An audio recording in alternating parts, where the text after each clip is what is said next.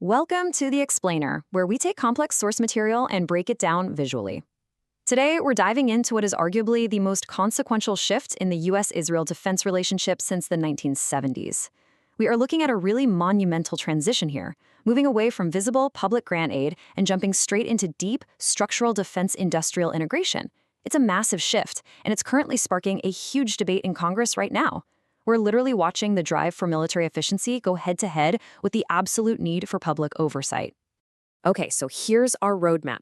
We'll start with the Iron Wall Doctrine, then cover the shift from grants to ventures. After that, we'll weigh the efficiency argument against the transparency risk, take a close look at AI and automated warfare, and wrap up with this idea of a permanent tech lock-in. Section 1, the Iron Wall Doctrine, setting the historical stage.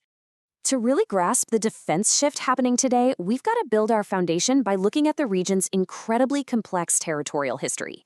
I like to use an analogy here. Let's call it the fortress. You see, this conflict didn't just pop up overnight. We can trace it back to the 1858 Ottoman Land Code, which required land to be formally registered. Now, this unintentionally completely dismantled the communal farming system of the indigenous Palestinian peasantry.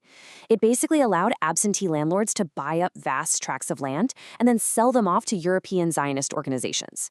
Fast forward to 1917, the British Empire issues the Balfour Declaration, pledging support for a Jewish national home. By 1936, all this land displacement and mass immigration ignited the Great Arab Revolt, which led to some really harsh British counterinsurgency tactics that heavily militarized the whole region. And finally, 1948 marked the creation of the State of Israel and the Nakaba, resulting in the mass displacement of around 750,000 Palestinians. It fundamentally, permanently altered the region's demographics. And that history perfectly sets up our fortress analogy. Back in 1923, a revisionist Zionist leader named Zeev Jabotinsky wrote this highly influential essay called The Iron Wall. He basically argued that the indigenous Arab population would naturally resist colonization, right? So because of that, a Jewish state just couldn't rely on voluntary agreements. Security had to be built like an impenetrable fortress, literally an iron wall of overwhelming military force that absolutely could not be breached. This doctrine, this idea of achieving security through undeniable preemptive military dominance, became a foundational pillar of Israeli statecraft. And it's exactly the philosophy underpinning their drive for absolute technological superiority right now. Moving to Section 2, from grants to ventures, the corporate merger. So jumping to modern policy, we are witnessing a complete pivot. Think of it like going from giving someone a visible monthly allowance to signing a permanent corporate merger. After the 1973 Yom Kippur War, the U.S. started providing Israel with massive foreign military financing, or FMF grants. This is highly visible aid, it's debated and publicly appropriated by Congress. But the 2026 plan is to transition away from FMF entirely and move toward defense industrial integration. We're talking joint R&D, co-producing weapons, sharing intelligence.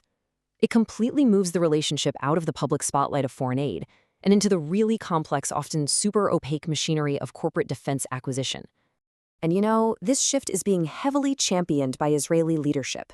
As the sources document, Prime Minister Benjamin Netanyahu has actually spent decades pushing for this. In his 1996 address to Congress, he declared that Israel had reached childhood's end and needed to become completely self-reliant. And looking ahead to 2026, his stated goal is to literally taper off direct U.S. military aid to zero within a decade. He wants to replace dependency with an autonomous co-production partnership. It's an absolute redefinition of the alliance. Section 3, the efficiency argument, the shared data plan. To evaluate this new 2026 legislation neutrally, let's break down the current congressional debate through the eyes of two opposing defense policy perspectives. We'll call them Host A and Host B. Host A supports deeper technological integration, pointing to bills like the Futures Act and the NDAA Section 224. They argue that pooling resources eliminates friction. Conversely, Host B opposes these exact same bills, warning that moving away from visible grants bypasses some absolutely crucial accountability mechanisms. For Host A, this is all about strategic benefits. They argue that streamlining operations gives the United States a massive, vital edge. By designating a single executive agent at the Pentagon to synchronize all this joint research, the U.S. gets immediate access to Israel's battle-tested military technology. We're talking advanced counter-drone systems and cutting-edge missile defense. Proponents point out that this makes U.S. troops safer and hugely improves interoperability on the battlefield, all without the U.S. giving up any command and control. For them, it's just a totally logical modernization of a close alliance. It's like putting two separate phones on a shared data plan to get rid of the friction. Section 4. The transparency risk. The black box budget. But then we have Host B, who looks at this exact same legislation and sees a massive transparency risk.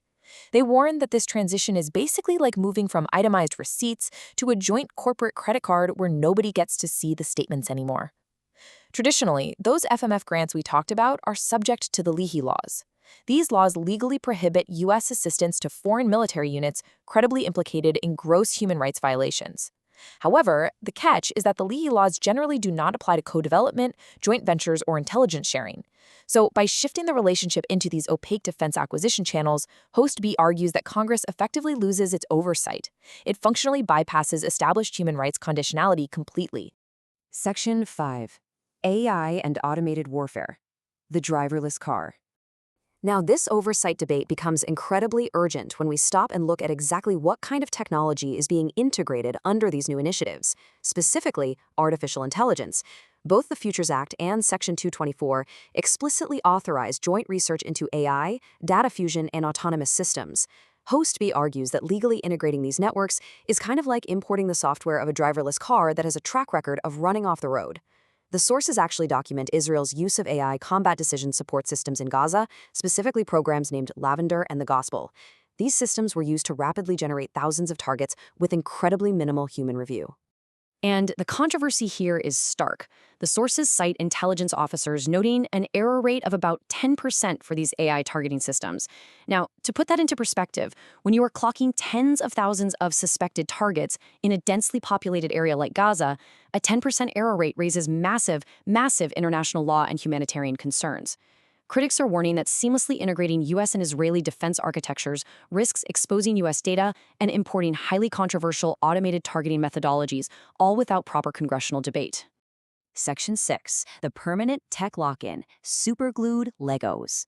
Finally, we have to look at the long-term structural mechanism of this whole integration. Legislation like H.R. 1229 directs the exploration of Israel's ascension into the NTIB. That stands for the National Technology Industrial Base. This is an exclusive statutory framework designed for the seamless integration of allied defense industrial bases.